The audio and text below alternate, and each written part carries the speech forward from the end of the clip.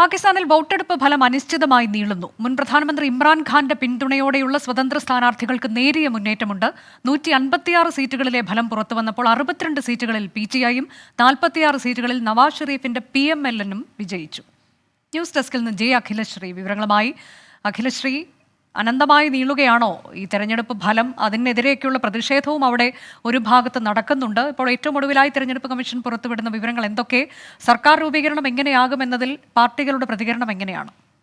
അനുജ, അനന്തമായി നീളുകയാണ് തെരഞ്ഞെടുപ്പ് ഫലം. ഏറ്റവും ഒടുവിലായി പുറത്തുവരുന്ന റിപ്പോർട്ടുകൾ പ്രകാരം 156 സീറ്റുകളുടെ ഫലം പുറത്തു വന്നു.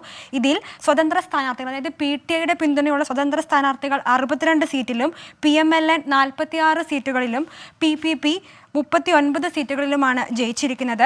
366 അംഗ ദേശീയ അസംബ്ലിയിൽ 266 എണ്ണത്തിലേക്കാണ് തെരഞ്ഞെടുപ്പ് നടക്കുന്നത്.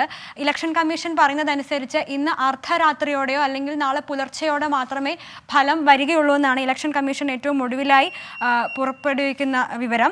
അതുപോലെ തന്നെ തെരഞ്ഞെടുപ്പ് ഫലം അനിശ്ചിതമായി നീളുന്നതിനാൽ അട്ടിമറി സാധ്യത ആരോപിച്ച് PTIയുടെ സ്വതന്ത്രർ തന്നെ രാവിലെ തൊട്ട് പ്രതിഷേധമുണ്ട്.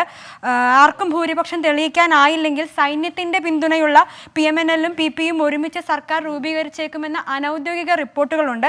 അതേസമയം PTIയുടെ സ്വതന്ത്രർ 150-ലേറെ സീറ്റുകളിൽ വിജയിക്കുമെന്നും തങ്ങളുടേതായിരിക്കും വിജയമെന്നും നിലപാടിലാണ് ഇമ്രാൻഖാന്റെ PTIയുടെ വക്താക്കൾ പറയുന്നത്. ആരുമായി സഖ്യം ചേരില്ല എന്നൊരു നിലപാടും അല്പം മുമ്പ് PTI വക്താക്കൾ അറിയിച്ചിട്ടുണ്ട്.